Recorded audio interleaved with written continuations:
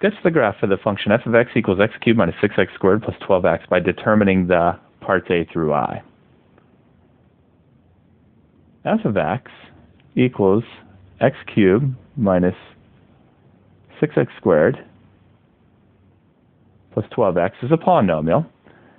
Therefore, for part A, the domain will be all real numbers, or negative infinity to positive infinity. For part B, we want to determine whether there is any symmetry. This is done by evaluating f of negative x and comparing it to the original function f of x. F of x is two odd powers. This is a power of 1 implied. Add together with an even power, therefore f of x will not have any symmetry. But f of negative x is negative x cubed minus 6 times negative x squared plus 12 times negative x. A negative cubed is negative, and then x cubed. A negative squared is positive, then times the negative 6 will be negative 6x squared. 12 times negative x is negative 12x. Comparing this to the original function, the first term is the opposite sign as the original function, so there's no way this equals the original function, so it will not have y-axis or even symmetry. Comparing the second term to the original, it is the same sign, so there is no way that it equals the negative of the original, and it will not have origin or odd symmetry either. So for symmetry, it has none. For part C, we want to determine the y-intercept. This is the point where the graph crosses the y-axis, defined by x equals 0. We can find the corresponding y-coordinate by evaluating the function at the x-coordinate 0, f of 0, which is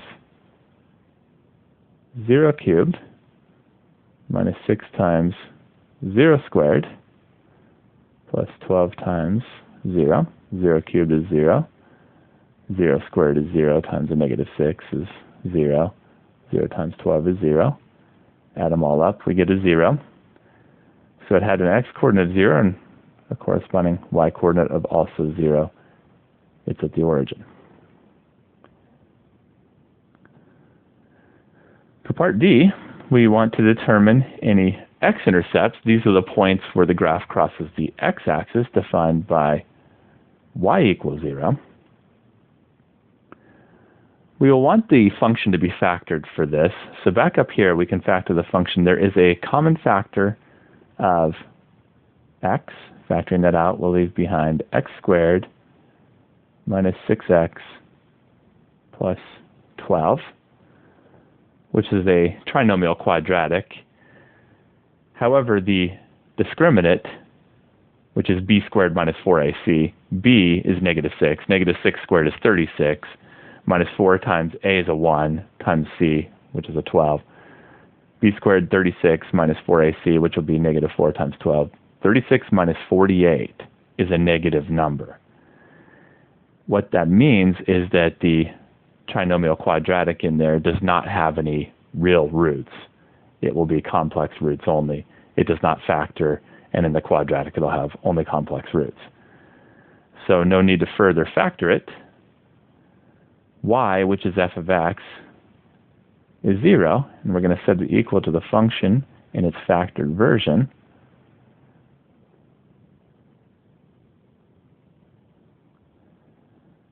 This part tells us that x equals 0. This part, due to its negative discriminant, will have only complex roots, and therefore will not be part of the x-intercepts. So we have only the x-coordinate of 0 paired off with the y-coordinate of 0.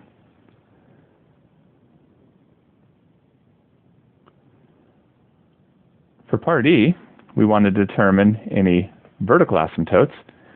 f of x is a polynomial with no denominator, so there are none.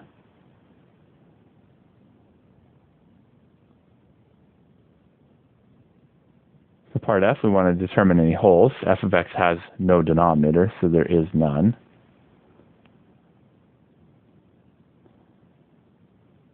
For part g, we want to determine any end behavior, horizontal asymptotes, or slant asymptotes.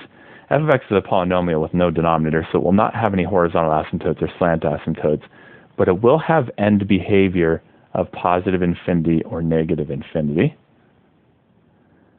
The left end behavior can be determined by taking the limit as x approaches negative infinity of f of x.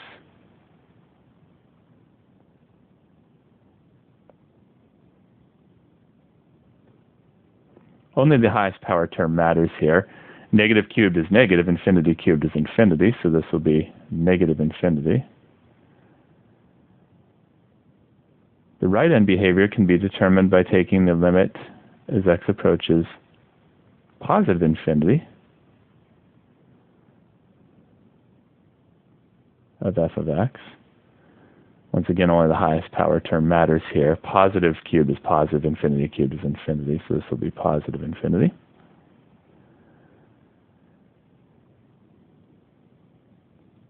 For part h, we want to determine any intervals of trend, relative maxima, relative minima, plateaus, or cliffs. All of this requires the first derivative f prime of x. F prime of x will be 3x squared minus 12x plus 12. We will want to fully factor this. There is a common factor of 3. So we'll leave behind an x squared minus 4x plus 4, which is a trinomial quadratic and can further factor into x and x, two numbers that multiply to be a positive 4 and add to be a negative 4, negative 2, and negative 2. We can combine these together and write it as x minus 2 quantity squared.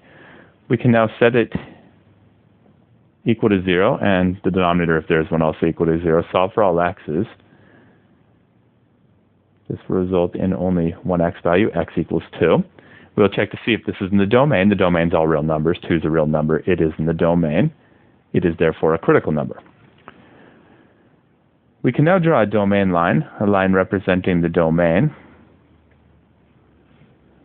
which has no left end or right end because it goes from negative infinity to positive infinity. We can put all critical numbers on here. We only have one of them, x equals 2, which splits the domain interval into two separate intervals. We can pick a test value in each interval. Negative infinity to positive 2, we can pick 0 in there. Positive 2 to positive infinity, we can pick positive 10 in there. We can now test the trend by plugging these test values into the first derivative. We only care whether it is positive or negative. We'll plug into the fully factored version. Now, something about this here, this 3 is positive, and this square power here means the x minus 2 quantity will also be positive. So guaranteed for any test value, that will be a positive first derivative. So for the 0, it'll be a positive, which corresponds to an increasing trend. For the 10, it'll again be positive, which corresponds to an increasing trend. So right at the critical number of x equals 2, we have the trend not changing. That means that x equals 2, which came from the numerator of the first derivative, will be a plateau. It has an x-coordinate of 2. It has a corresponding y-coordinate that can be found by plugging the x-coordinate back into the original function. So y equals f of 2, which is 2 cubed minus 6 times 2 squared plus 12 times 2. 2 cubed is 8. 2 squared is 4 times a negative 6 is a negative 24, and then 12 times 2 is a positive 24. The 24s can cancel, and we have an 8. So it has a corresponding y-coordinate of 8.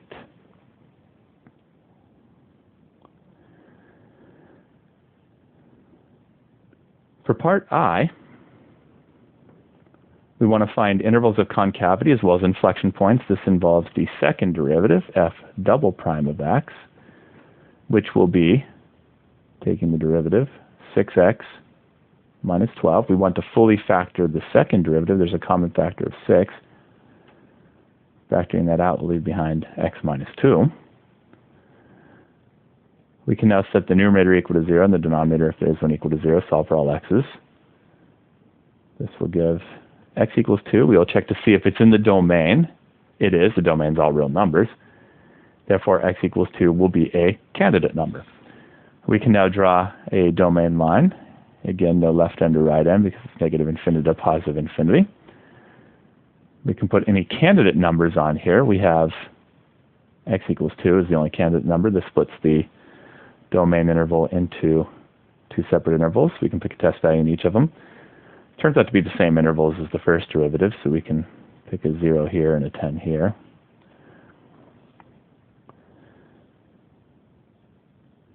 Plugging the test values into the second derivative can test the concavity here for us. We only care whether it is positive or negative. Starting with the 0, we're going to plug into the factored version. 0 minus 2 is a negative, times a positive 6 is a negative. We have a negative second derivative. This corresponds to concave down. Plugging a positive 10 test value in to the factored version. 10 minus 2 is positive, times the positive 6 is positive. We have a positive second derivative. This corresponds to concave up. Right at the candidate number of x equals 2, we have the concavity changing from concave down to concave up. So x equals 2 will be an inflection point. It has an x-coordinate of 2 and a y-coordinate that can be found by plugging the x-coordinate back into the original function. Now, it turns out we already did that over here because a plateau is always an inflection point. And no surprise, then we have x equals 2 and then a corresponding y-coordinate of 8 coming from there. We can evaluate it once again over here, of course, but it will give the same result.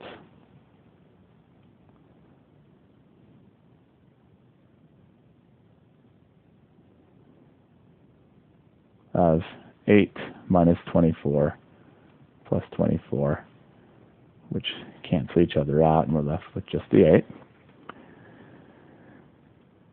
We can now draw the graph. We have a vertical axis and a horizontal axis.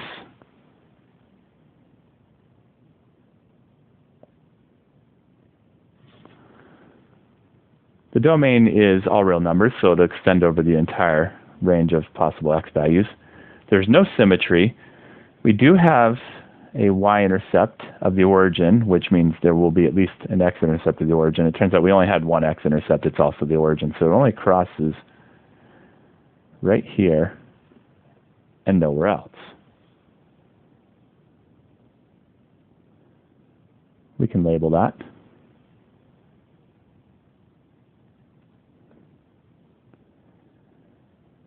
There are no vertical asymptotes or holes. We have left end behavior of negative infinity. That means on the left end it's going to go down to negative infinity. It'll be over here somewhere. And right end behavior of positive infinity. So the right end it'll go up here.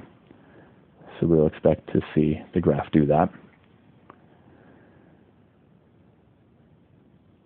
Right at the point of 2, 8, there is a plateau. So that'll be somewhere up here. We'll put it right there.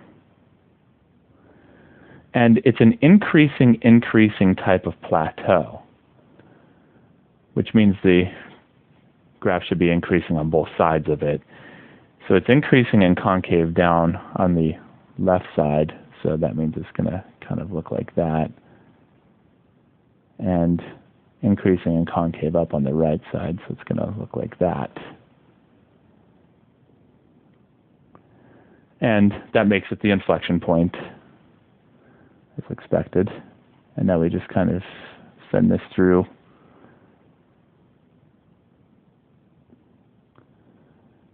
the intercept there, and we can continue it up right there. Let's label this point as 2, 8, and that should take care of it for us for the graph of f of x.